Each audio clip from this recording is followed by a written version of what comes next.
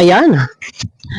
Muli, ito na naman po tayo. May galab shout out sa inyong lahat. At eto, marami ang nalungkot dahil si Carla ay hindi nakasama. Pero, susunod daw. Susunod daw sa Vietnam. Pero, ano nga ba mga kadahilanan? Dahil may exam. Ayan. Guys, pakiclick naman po ng thumbs up na sa ganun iswak sa palasa ko ng YouTube.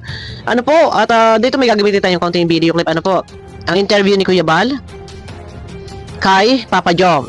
So, yun na nga, hindi nakasama. Di umano may exam nga. Oh, wait lang muna po. So, kasama ba si Carla Mel? Balita ko ngayon kaya asbog niyo po, hindi ko lang po kayo. Gumagawa po ng paraan na bakit makakasal po sa kain. Medyo maingay na po. Sabi po ni Jomar, sa ngayon na hindi po siya makakasama, pero gumagawa daw po ng paraan na makasunod. Makasunod? Saan? Sa Manila? Kasi ito kahapon sa Manila. Nung nasa Manila sila eh. Gumagawa raw ng paraan na makasunod sa Manila ba o sa Vietnam? Noon, so posibleng magkasama siya. Kahabol. Hahabol. Kasi alam mo, Posibleng makasama hahabol. Pero ito, nasa Manila pa sila, Kuya Bal. So may exam, hahabol. Ano mang oras, pwedeng makarating sa Vietnam si Carla. may study. Ay, exam po. Exam. May exam. So, anong feeling ng isang kapadyuma? Ayun nga, may exam. Anong feeling ng isang Papa Jomar? Siyempre, malungkot. Di ba? Ay, hindi naman malungkot. Siyempre, kailangan i-enjoy din naman niya. Masaya naman siya. Ikaw nga, siyempre, hindi naman tayo pwedeng mabubuhay ang ating laging kaligayahan dahil lang sa isang tao. Siyempre, pilitin pa rin natin na maging masaya. At minsan lang na makarating ng Vietnam. Ano po? Pero, hindi nga raw po nakarating dahil may exam. Hindi po ba't, eto opinion ko lang to. Matagal pang exam. 1 week before yung exam, hindi ba't ano yan? Naka-schedule na or 1 month, alam na natin kung kailan yung schedule. Naka-schedule na po kasi yun kung kailan talaga yung exam. Hindi ba alam na kung kailan talaga yung exam? Para sana nakapag-adjust. Or alin ang mag-a-adjust? Mag-a-adjust itong mga bibiyahe papuntang Vietnam kasi nga, kung yung exam ni Carla ay naka-schedule na talaga ng ganung buwan, December 16, 17. So, mag-a-adjust is itong mga kalingap na bibiyahe papuntang Vietnam. Di ba ganun po iyon? Pero yun na nga, marami ang malungkot. Sa tingin nyo guys, bukas o ngayong araw, bigla-bigla bang susulpot kaya si Carla susunod kaya sa Vietnam? Abangan po natin, malay natin. Ano po, hindi, huwag tayo sa negative. Malay natin biglang sumulpot si Carla. Pero, kung si Carla magmumula sa Dait, sa Bicol, o ihatid ng sasakyan hanggang airport, o magkukommute. Pagdating doon, bibiyahe siya mag-isa papuntang Vietnam. Susunod, ano sa palagay nyo guys? Huwag po munang malungkot yung iba. At baka bigla po kayong mabulaga at baka si Carla ay naandun.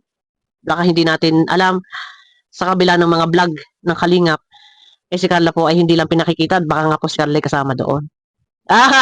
Baka tayo ay ma-prank ano po. Kaya relax lang po muna.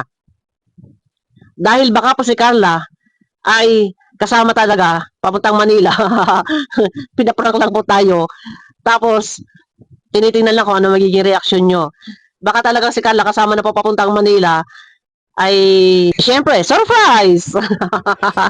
Ganun lang iyon. Malay nga natin, ano po, kasama na. Hindi lang talaga binablog pa. Tapos, yun na nga, Ito na.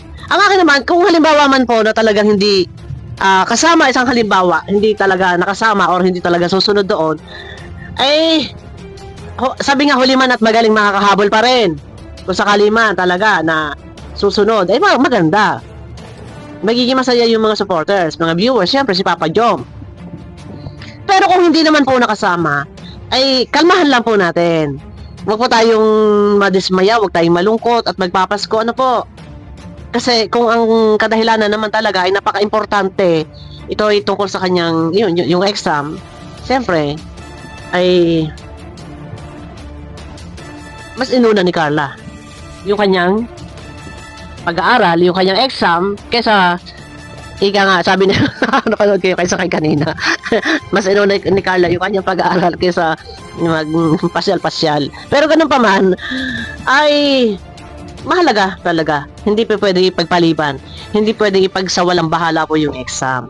Kaya intindihin din po natin kung hindi man yun talaga makasunod. Kaya nga lang, ang problema po ay umaasa ang viewers, naghihintay. Kasi nga po, walang final na sagot na yung man lang masabi nila ni Jomar na ay pasensya na po, talagang hindi po talaga kasama.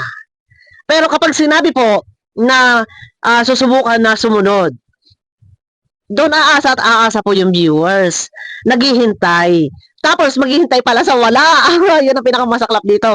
Kasi kung sinabi na pasensya na po talaga, hindi, kung nung mga nakarang pa sinabi, na pasensya na po, ganun po yung flight, ganung araw. Eh, kaya lang, yung araw na yan ay exam ni Carla.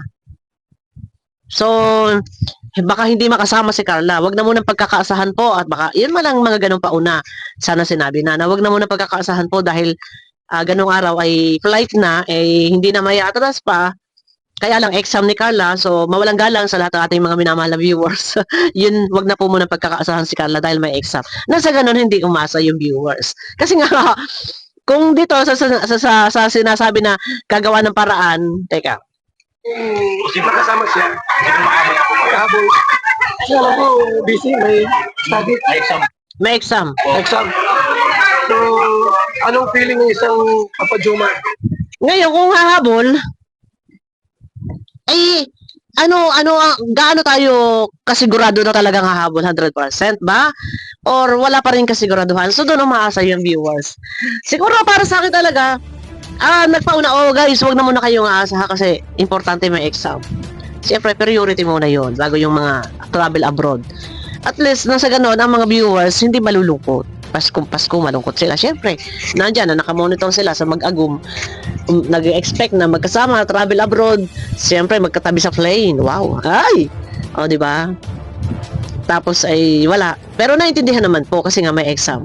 Kaya nga lang, talagang naghihintay yung maasa. Kasi nga, kung hahabol at hahabol, ay parang mahirap na po yata yun.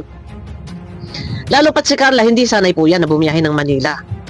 Ano po, bibihira nga lang makapunta ng Manila eh. Sa tanang buhay ng siya nasa Kalingap, ilang beses pa lang ba nakabiyahe ng Manila? Di ba hindi sanay? Ay ano pa kaya po kung babiyahe ng Vietnam? Ang layo nun. O di ba? Tapos pagdating doon sa Vietnam, pagbabalo sa airport, sino susundo? Sino sasalubong? Sasalubungin ba ni Jomar sa Vietnam? Sa airport? Ay, naku, Diyos ko. Pero, ano ba? Gaano katotoo? Makakasunod ba si Carla sa Vietnam? Or kasama na talaga si Carla diyan papunta sa Manila at tayo ay napaprank lang? Teka muna, baka tayo po ay napaprank lang. Baka katotohanan po.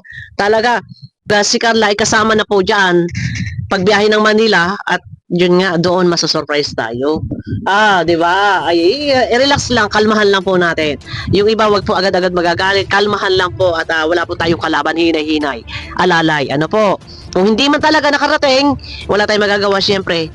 Napaka-importante nun exam yun. So, pabor yun para kay Carla na mag-take ng exam.